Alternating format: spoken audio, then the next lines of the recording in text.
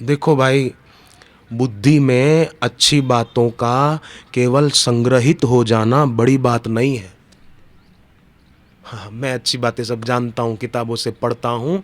अच्छी बातें बुद्धि में संग्रहित हो जाना कोई बड़ी बात नहीं है, उनका कोई मूल्य नहीं है। स्वप्न कितना भी अच्छा क्यों ना हो, आखिर तो स्वप्न है, वो सच्चा नहीं है। हमारे हृदय का भाव जब कृत्य बन जाए, बोले मेरी तो गुरु के प्रति श्रद्धा है, मेरा गुरु के प्रति खूब भाव है, पर तुम्हारा गुरु के प्रति जो भाव है वो जब तक कृत्य न बने तो तुम्हारा भाव कैसा? भाव कृत्य बनना चाहिए, भाव आचरण में आ जाना चाहिए, और वो आएगा तो सुख दुख के प्रति उपेक्षा शुरू हो जाएगी। फिर दुख महत्वपूर्ण नहीं होगा, सुख महत्वपूर्ण नहीं होगा, किसी के प्रति राग नहीं होगा, किसी के प्रति द्वेष नहीं होगा। शबरी के भीतर का भाव देखो, कृत्य बन गया था। शबरी एक दिन झाड़ू लगा रही थी, एक महात्मा पंपा सरोवर से स्नान करके आ रहे थे, तो भूल से, जानकर नहीं, शबरी का हाथ उनके चरणों को लग गया। वो साफ कर रही थी रास्ता, तो लग गया। तो महात्मा नए नए थे साधु, जरा अभिमानी, साधुत्व आया नहीं था, तो खूब गुस्सा करने लगे, है भीलन शबरी, भील जाति की हमको छू गई, हमको भ्रष्ट कर दिया, हमें फिर से नहाने जाना पड़ेगा। तो तेरी पवित्रता इतनी जरा सी, किसी के छूने से तेरी पवित्रता नष्ट हो गई, तो तू काहे का पवित्र? ऐसी पवित्रता होनी चाहिए कि कोई छुए तो वो भी पवित्र हो जाए, ऐसी तुम्हारी पवित्रता होनी चाहिए।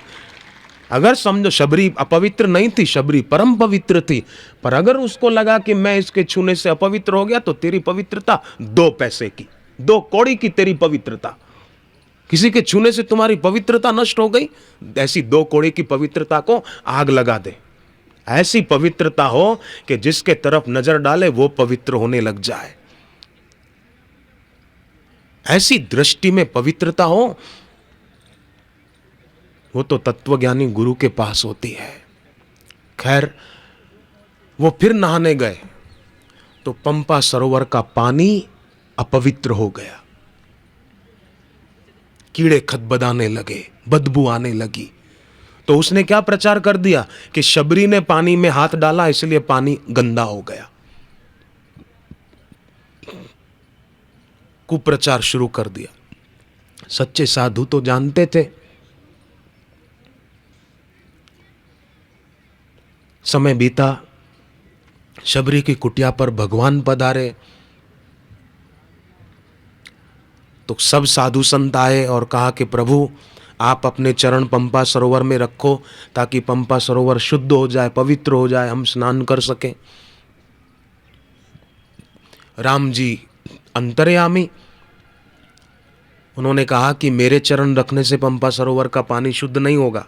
तो बोले मेरी प्यारी शबरी को ले जाओ, वो अगर अपने चरण रखेगी तो पानी शुद्ध हो जाएगा। सातम सम मोहि मैं जग देखा, मोते अधिक संत करि लेखा। और सब प्रार्थना करके शबरी को ले गए, और शबरी ने राम राम राम राम करते हुए जो ही सरोवर के पानी को छुआ, अपना हाथ डाला, पानी परम पवित्र शुद्ध हो गया, निर्मल हो गया, उसकी मलिनता सारी दूर हो गई। तब सबको पता चला कि वो जो नया नया साधु बना था, दिखावटी, उसके कारण ही पानी अशुद्ध हुआ था। वो प्रचार कर रहा था कि शबरी के छूने से पंपा सरोवर अशुद्ध हो गया, पर आज तो हमारी आंखों के सामने है सच्चाई। शबरी के हाथ लगाने से तो उल्टा पानी शुद्ध हो गया, स्वच्छ हो गया। कैसी शबरी! और कहाँ आजकल फिल्म देखकर, पिक्चरें देखकर, एक्टर एक्ट्रेसों को देखकर जीन्स का फैशन करे, वो फैशन करे, वो फैशन करे, क्या जरूरत है? क्यों एक्टरों और क्रिकेटरों को महत्व देकर उनके जैसा बनना? एक आदमी सरगस देखने गया, लाइन में खड़ा टिकट खरीदने को, तो सामने कोई एक देखकर किसी युवान को, अपने आगे जो लाइन में एक खड़ा था उसको कहने लगा, देखो कैसा बेशर्माई का जमाना आया है, कैसे कपड़े पहने हैं उसने, उस लड़के ने, देखो कैसे कपड़े पहने हैं बेशर्माई के, ये लड़के लोग ऐसे कपड़े पहनते हैं। तो पीछे से आवाज आई, खबरदार वो लड़का नहीं है, लड़की है। अरे वो लड़की है, मैं तो समझ रहा था कि वो लड़का है, बाल बॉय कट है, कपड़े ऐसे पहने हैं, जीन्स वीन्स। अच्छा वो लड़की है, आपकी बेटी है? हाँ। तो आप उसके पिताजी हो? बोले नहीं, मैं उसकी माताजी हूँ। क्योंकि उसने भी जीन्स पहना था, माँ ने भी, और बॉय कट बाल थे। पाश्चात्य कल्चर से इतना हमारे देश के जवान क्यों प्रभावित हो जाते हैं? क्या जरूरत है? मैं स्वामी विवेकानंद की बात बताया करता हूं कि विवेकानंद विदेश में गए तो उनके सिर पर जो पगड़ी थी वो देखकर किसी पत्रकार ने पूछा कि सिर पर पगड़ी क्यों पहनी है? बोले मेरे देश की संस्कृति का निशान है ये पगड़ी। तो पैरों में बूट अमेरिका के क्यों पहने, वो भारत के पहनो। विवेकानंद ने कहा कि मेरे देश भारत की संस्कृति योग प्रधान है, ज्ञान प्रधान है, भक्ति प्रधान है, इसलिए उसको सिर पर रखता हूँ, और तुम्हारे देश का कल्चर भोग प्रधान है, इसलिए उसको पैरों में रखता हूँ। ये स्वामी विवेकानंद की वीरता देखो। और कहाँ आज का जवान उनका थूका हुआ चाट रहा है, उनके जैसा फैशन, उनके जैसा रहन सहन नहीं। गीता के 6 अध्याय के 70वें श्लोक में भगवान ने कहा युक्ताहार विहारस्य। युक्ति युक्त आहार और विहार, विहार माना रहनी करनी, युक्ति युक्त रखो। मैं पिज़्ज़ा खाऊं, मैं बर्गर खाऊं, ये उनका थूका हुआ क्यों चाटना? मैकडोनल्ड ये उनका जूठा हुआ थूका हुआ है, क्यों चाटना? क्या जरूरत है? हनुमान जी विदेश गए थे तो भी फल खाए थे। रघुपति चरण हृदय धरी तात मधुर फल खाहू। हनुमान जी ने वहां भी फल खाए थे। और लोग हिंदुस्तान में रहते हैं और विदेशी खुराक खाते हैं, पेप्सी पीते हैं, विदेशी खुराक है, गंदा, अपवित्र, जिसकी पीएच वैल्यू मात्र 2.5 से 3 है, वो लोग पैसे देकर अपने पेट में डालते हैं। बुद्धि का दिवाला निकला कि और कुछ। किसी को बुरा लगे तो माफ करना, पर बात सच्ची है। पिज्जा हट में जाते हैं, मैकडोनल्ड में जाते हैं, क्यों? हनुमान जी विदेश गए, समुद्र पार करके लंका में, तो भी फल खाए थे, और वो भी भगवान के चरणों को दिल में रख के।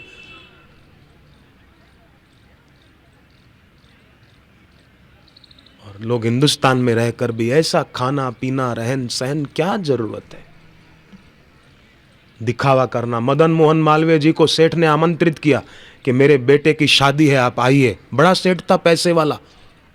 जैसे आजकल कई दिखावा करते हैं, गरीबों की सेवा में पैसा नहीं लगाना है, बस बड़े लोगों को राजी करने के लिए डोनेशन दे दिया, दिखावा कर दिया। नहीं नहीं, अपने पास पैसा है तो गरीबों की सेवा में लगाना चाहिए। आमेट में बापूजी रुके हुए थे एकांत में, तो भी बापूजी ने आदेश दिया कि आसपास के गरीबों को देखो, उनको बुलाओ और आश्रम में अनाज बंटाओ, गेहूँ, चावल, शक्कर आदि आदि, और दक्षिणा, पैसे भी, और भोजन भी कराया गया। मुझे खुद को पता नहीं, मैं गुजरात में मोड़ासा है, मोड़ासा से थोड़ा दूर बापूजी ने मुझे किसी काम से भेजा, कोई मंदिर देखना था। तो मंदिर पहाड़ी पर था थोड़ा, तो मैं वहाँ गया, पहाड़ी पर मंदिर देख के थोड़ा खड़ा रहा, कुछ सज्जनों से बात कर रहा था। तो वहाँ मुझे लोगों ने बताया कि पास का जो गांव है उसमें भी आश्रम की तरफ से अमुक अमुक झोपड़ियाँ थी टूटी हुई, उनको आश्रम की ओर से मकान बना कर दिए पक्के, और वो लोग तब से बड़े खुश हैं और राम राम हरिओम हरिओम करते हैं। ये इस सेवा हो ना, करोड़ों रुपया खर्च करके मंदिर बनाने की जरूरत नहीं है। एक मूर्ति के लिए करोड़ों अरबों रुपया खर्च करके मंदिर बनाने की जरूरत नहीं है, पर एक जीता जागता भगवान अगर फटी टूटी झोपड़ी में रहता है, ठंड में ठिठुरता है, बारिश में भीगता है, तो उसके लिए 15-20 हजार खर्च करके एक छोटा सा मंदिर बनाने की जरूरत है। वो जीता जागता भगवान है गरीब के रूप में, क्यों ना उसकी सेवा हो जाए। करोड़ों रुपया खर्च करके एक मूर्ति। शिकागो वाले, मेरे सामने की बात है, मैं जब शिकागो पहली बार गया था, प्रवचन था, तो वहाँ की समिति ने कितना बापूजी को कहा, बापू आप आदेश दो, हम यहाँ भूमि पूजन करके आश्रम का निर्माण शुरू कर दें। बापूजी ने कहा खबरदार, बनाया तो कोई ज़रूरत नहीं है। अगर तुम्हारे पास इतने डॉलर नाच रहे हैं आश्रम बनाने के लिए, तो यहाँ आकर गरीबों की सेवा करो, उनको मकान बना कर दो, राशन कार्ड बनवाओ। जो गरीब बूढ़े बुजुर्ग हैं, विधवा बूढ़ी आदिवासी महिलाएं हैं, उनको हर महीने राशन कार्ड पे अनाज मिलता रहे निःशुल्क, ऐसी व्यवस्था करो। क्या ज़रूरत है? सताए जो गरीबों को उसे शैतान कहते हैं, करे सेवा गरीबों की उसे भगवान कहते हैं। ये करना, वो कर दूं, ये कर दूं, ये प्रैक्टिकल करे ना कुछ।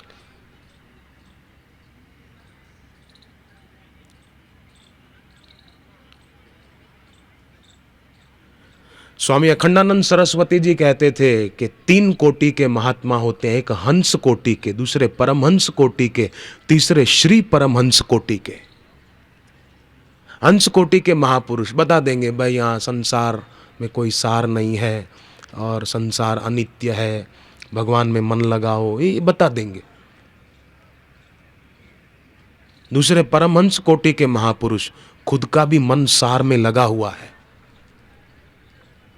ईश्वर में लगा हुआ है, और वही बात दूसरों को बताते हैं। और तीसरे श्री परमहंस कोटि के, वो तो उस भाव से सामने वालों की सेवा भी कर लेते हैं। गरीबों के इलाकों में कई जगह भंडारे के कार्यक्रम होते हैं सामूहिक, तो जब कपड़े, कई चीज़ें बंटती, जब कपड़े बंटते हैं ना, तो बापूजी खुद मंच पर से उतर कर आ जाते हैं, छोटे छोटे बच्चों को अपने हाथ से, जैसे बाप बेटे को कपड़े पहना है नए, ऐसे उनकी फटी कमीज उतरवा के नए कपड़े पहना देते हैं। टोपी भी देते हैं कि अब ठंड शुरू होगी, टोपी पहनना, कानों को ढकना, सर्दी न लग जाए।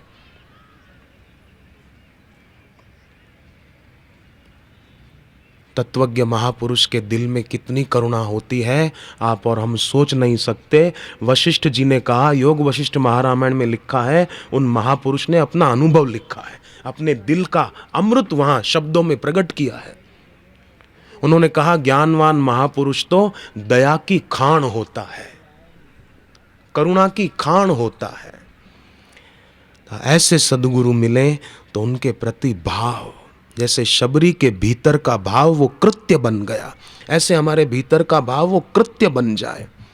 कैसे शबरी जंगल में लकड़ियां एकत्रित करती दिन को, और रात को ऋषि मुनि संत महात्मा सो जाते तो उनके आश्रम में यज्ञ कुंड के पास वो लकड़ियां रख के जाती, ताकि सुबह ये ऋषि मुनि यज्ञ करेंगे तो उनको लकड़ियों की समिधा की जरूरत पड़ेगी। दिन भर तो वो सेवा करती, लकड़ियां इकट्ठी करती, छोटी छोटी गठरियां बना के रखती, और रात को चुपके से जाके यज्ञ कुंड के पास छोड़ के आती। ऐसे सेवा करती थी शबरी। एक दिन तो मतंग ऋषि ने सोचा कि ये चोरी से सेवा कौन करके जाता है, रात को हम सो जाते और यज्ञ कुंड के पास लकड़ियां आ जाती हैं, कोई आसमान से तो टपकती नहीं और गठरी बांधी हुई जरूर कोई रख जाता है। आज रात को बोले पकड़े, कौन है ऐसा चोरी से सेवा करने वाला, ऐसे सच्चे सेवक को पकड़ो आज। तो एक सेवक को कह दिया, वो जानबूझकर उधर थोड़ा दूरी पे लेट गया, जाग रहा था कि कौन आता है देखूं, पर सोने का जरा भाई सोया है कोई। जब शबरी ने चुपके से आकर गठरी रखी और उसने शोर मचा दिया, सब भागे आए, गुरु मतंग ऋषि भी आ गए और शबरी पकड़ी गई, कांपने लगी। तो बोले, क्यों बेटी तू चोरी से सेवा करती है? गुरु ने कहा, डरो नहीं बेटी, पर तू चोरी से सेवा क्यों करती है रात को? तो बोले, गुरु महाराज मैंने सोचा मैं भूल जाती कि हूँ, आप मेरी सेवा स्वीकार करें न करें, इसलिए मैं दिन को तो लकड़ियाँ इकट्ठी करती हूँ और रात को छोड़ के चली जाती हूँ। हा, गुरु के दिल से करुणा का, आशीर्वाद का मानो झरना फूट निकला। और फिर गुरु ने दीक्षा दे दी, कृपा कर दी, और आगे की कथा आप जानते हैं कि कैसे शबरी के यहाँ राम जी पधारे थे। शबरी को कैसा प्यार मिला अपने गुरु का, कैसा आशीर्वाद मिला अपने गुरु का। इसलिए मैंने कल वो भजन गाया था, तुम्हारे प्यार ने गुरुवर हमको तुमसे जोड़ा है, तुम्हारे प्यार के बल पर हमने जग को छोड़ा है।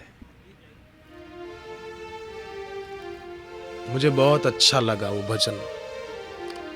तुम्हारे प्यार ने गुरुवर हमको तुमसे जोड़ा है, तुम्हारे प्यार ने गुरुवर हमको तुमसे जोड़ा है, तुम्हारे प्यार के बल पर हमने जग को छोड़ा है, तुम्हारे प्यार के बल पर हमने जग को छोड़ा है, तुम्हारे प्यार के बल पर हमने जग को छोड़ा है, तुम्हारे प्यार के बल पर हमने जग को छोड़ा है। तुम्ही से ओ मेरे गुरुवर ये रोशन चांद सितारे हैं, तुम्ही से ओ मेरे गुरुवर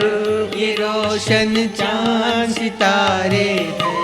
तुम्ही से चलती है सृष्टि, अजब तेरे नजारे हैं। हम रहते थे जिस भ्रांति में, उसे अब तुमने तोड़ा है। हम रहते थे जिस भ्रांति में, उसे अब तुमने तोड़ा है।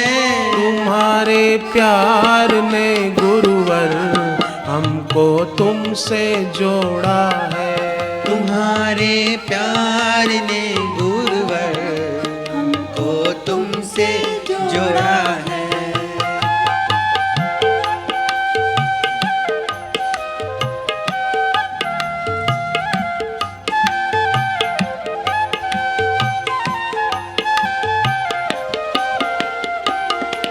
तुम्ही तीरथ हो मंदिर हो, तुम्ही हो मेरी बंदगी।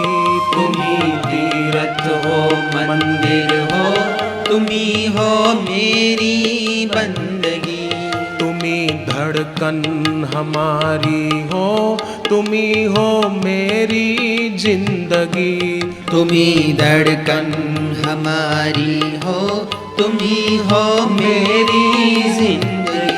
तेरी करुणा ने ही गुरुवर हमें खुशियों से जोड़ा है। तेरी करुणा ने ही गुरुवर हमें खुशियों से जोड़ा है। तुम्हारे प्यार ने गुरुवर हमको तुमसे जोड़ा है। तुम्हारे प्यार ने गुरुवर हमको तुमसे जोड़ा है।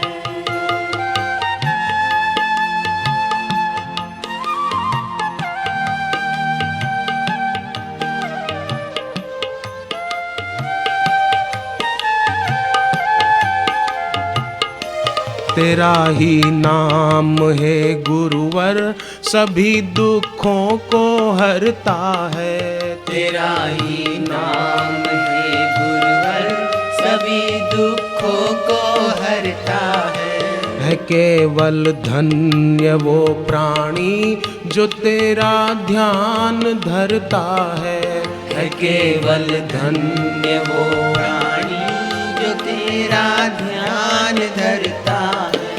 तुम्हारे ज्ञान ने हमको सही दिशा में मोड़ा है। तुम्हारे ज्ञान ने हमको सही दिशा में मोड़ा है। तुम्हारे प्यार ने गुरुवर हमको तुमसे जोड़ा है। तुम्हारे प्यार ने गुरुवर हमको तुमसे जोड़ा है।